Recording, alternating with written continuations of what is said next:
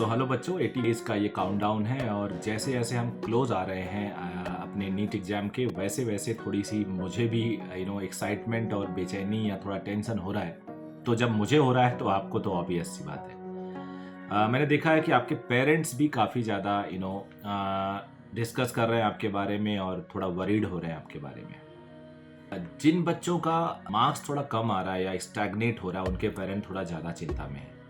जिन बच्चों के मार्क्स ठीक ठीक आ रहे हैं, वो चाह रहे हैं कि मेंटेन रखें।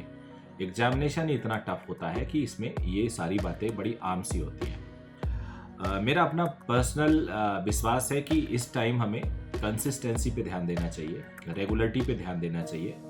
थोड़ा बहुत अगर रिजल्ट हमारे हिसाब से नहीं आ रहा है तो भी हमें लगे रहना चाहिए।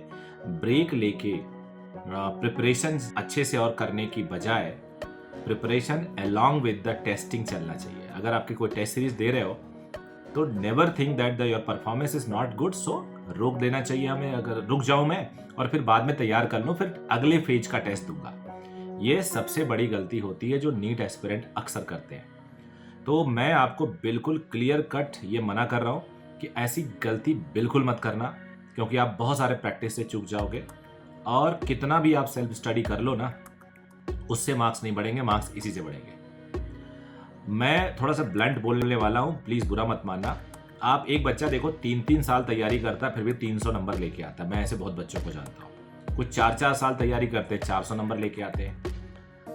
तो एक मैंने अभी वीडियो देखा, वो 8वीं अटेम्प्ट में उस बच्चे ने 615 लाया। तो मैं किसी को डिस्करेज नहीं कर रहा हूँ, सबके अपने अपने पास्ट होते हैं, अपने अपने प्रिपरेशन लेवल होता है। लेकिन इतना तो नेचुरल है कि उन बच्चों ने खूब ज्यादा पढ़ा होगा ना, कई कई बार रिवीजन किया होगा, नंबर फिर भी नहीं आए। तो ये कोई पैरामीटर नहीं है कि नंबर कम आ रहे हैं तो चलो ऐसा करते हैं कि रोक देते हैं अपनी तैयारी और दोबारा से टेस्ट रोक देते हैं और दोबारा से जाके अपनी तैयारी करते हैं। तो इसका एक ही इलाज है, टेस्टिंग लगे रहो, टेस्टिंग देते रहो, टेस्टिंग देते रहो, टेस्टिंग देते रहो, और उसमें जो कमियां निकल के आए उस पर आप वर्क करते रहो पैरेलली।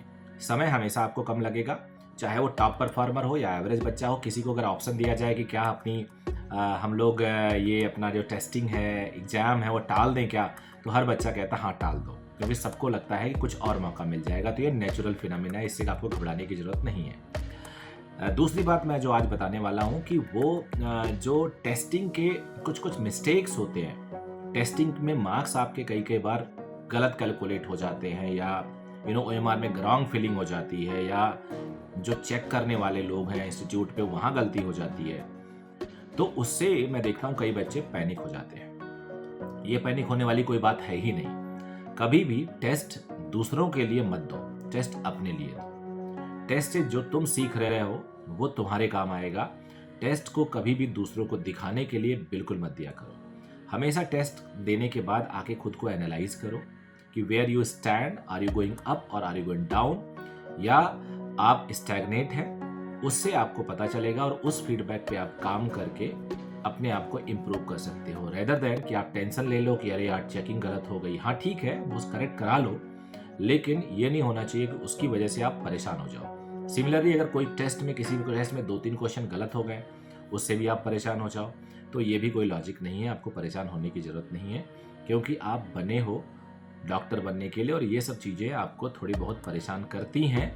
लेकिन आपका जो लक्ष्य होना चाहिए वो सीखना होना चाहिए। हर टेस्ट से आप सीखोगे, और वो हर टेस्ट आपको सिखा के जाता है अगर आप थोड़ा सा लर्निंग एटीट्यूड रखो। उसके बाद सिलेबस मैं बता दूं आपको, किसी का कभी नहीं ख़त्म होता, हमेशा कुछ गुंजाइश रहती है, हमेशा कुछ लर्निंग चीज़ रहती है। तो कभी भी अगर आप रिवीजन क्लास करो और वहाँ पे आपको लगता है कि अरे यार ये चीज़ तो मुझे आता ही नहीं था, आज सीखने को मिला है, तो ये भी टेंशन वाली बात नहीं है।